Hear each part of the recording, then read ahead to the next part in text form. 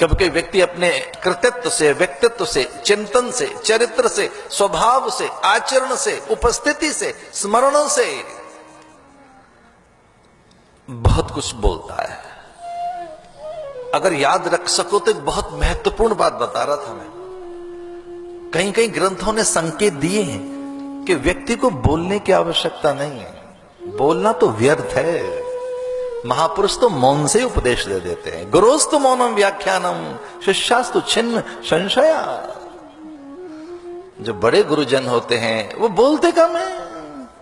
उनका तो चरित्र, चिंतन, आचरण, स्वभाव, गति, मति, गुण, धर्म, प्रकृति, उनकी उपस्थिति, उनकी मंद मुस्कान, उनकी तो एक क्रिया व्यर्थ नहीं होती। उनमें तो कुछ भी अकारथ नहीं होता, उनमें तो कुछ भी हेय और निंदनीय नहीं होता, उनमें तो कुछ भी त्याज्य और अमान्य अपूज्य नहीं होता, उनमें तो एक भी भंगिमा और चेष्टा, उनकी मुद्राएं व्यर्थ नहीं होती। फूल कहां बोलता है? कभी नहीं बोलता। दिशाएं कहां बोलती हैं? कभी नहीं। पूरी प्रकृति में किसी चुप्पी है। आकाश कभी नहीं बोलता, और जिस दिन बोलता है सब देखते हैं कि आकाश गरज रहा है। वो चौंकता है प्राणी कि आकाश तो कभी नहीं बोलता, ये आकाश में गर्जना कैसी है। तो कभी कभी आकाश बोलता है तो सबको आकर्षित करता है। धरती कभी नहीं बोलती, भूकंप के रूप में बोलती है तो सबको चौंकाती है। नदियां कभी नहीं बोलती, बाढ़ के रूप में तट और तटबंध तोड़ती हैं तो सबको चौंकाती हैं। आदमी है जो बहुत बोलता है। चिड़िया कम बोलती हैं, उतना ही बोलती हैं। पशु कम बोलते हैं, पंछी कम बोलते हैं। सारस को, कुक्कुट को, मयूर को, कपोत को,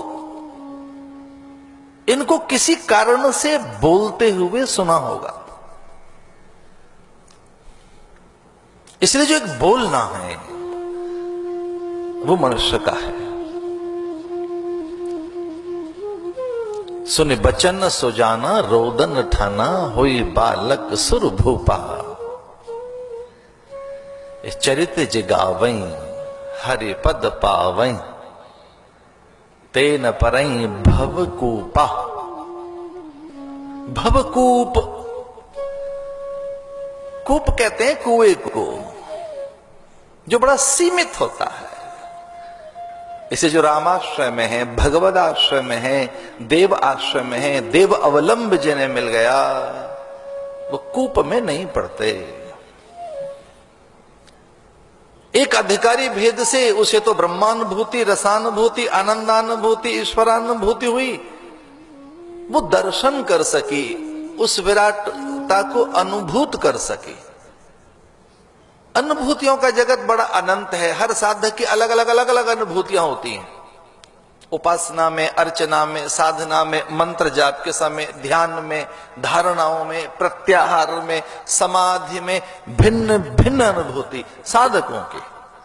संप्रज्ञात, असंप्रज्ञात, निर्वितर्क, सवितर्क, निर्बीज, सबीज, निर्विकल्प, सविकल्प जो अवस्थाएं ध्यान और समाधि की जो उच्चतर स्तर हैं, उनमें भिन्न भिन्न अनुभूतियां हैं साधकों की। अलग अलग अलग अलग अलग अनुभूतियां, एक जैसी नहीं। लेकिन उन अनुभूतियों का अवसान, उन अनुभूतियों का जब अंत होता है तब वो एक होता है, आनंद। जैसे कौशल्या ने तो देखा और दशरथ ने सुना। सुनने में और देखने में अंतर है, बड़ा अंतर है। कबीर कहता है, तू कहता कागद की लेखी और मैं कहता आंखन की देखी। देखने में और सुनने में बड़ा अंतर। इसे यहां कुछ भारी लगती है साधना कौशल्या की। यहां लगता है कौशल्या कुछ कदम आगे है दशरथ से। दशरथ के पास इतनी सी साधना है, दशरथ ही वो 10 इंद्रियों को जीत कर बैठे हैं, बड़ी साधना है। दशरथ की सामान्य साधना नहीं है, वो इतनी बड़ी साधना है और इससे बड़ी कोई साधना भी नहीं है कि हम अपनी इंद्रियां जीत लें, बस मन की तरंगे मार लो, बस हो गया भजन, आदत बुरी सुधार लो, बस हो गया भजन। कुछ लोग कहते हैं भजन करना है तो बस इंद्रियों को सहेज लीजिए।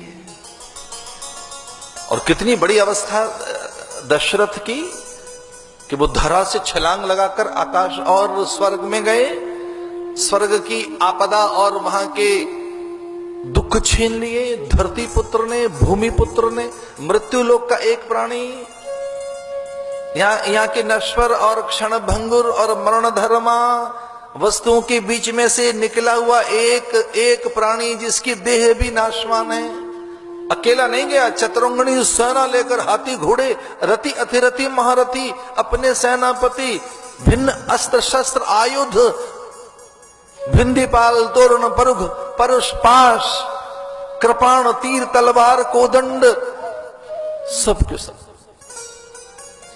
आकाश में गए। क्या संकल्प रहा होगा।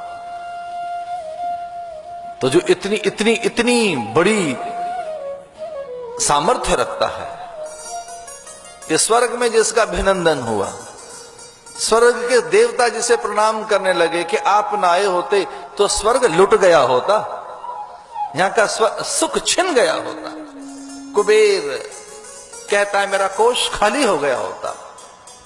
यम वरुण इंद्र और सब देव वंदना करने लगे, अरे दशरथ आप आए तो हम जीत गए, धन्य है कैकेयी, आप आई और आपने टूटे हुए रथ को जैसे तैसे संभाला, अपनी उंगली भले ही उसमें डाली, कुचल गई, रक्त बह गया, आपको बड़ा दर्द हुआ, लेकिन हमें तो सुख मिला। इतना बलशाली दशरथ। क्योंकि दशरथ दर्शन नहीं कर पाए, और हम सब जितने प्राणी हैं इस धरती के, वो अब पहली अनुभूति आंखों से करना चाहते हैं।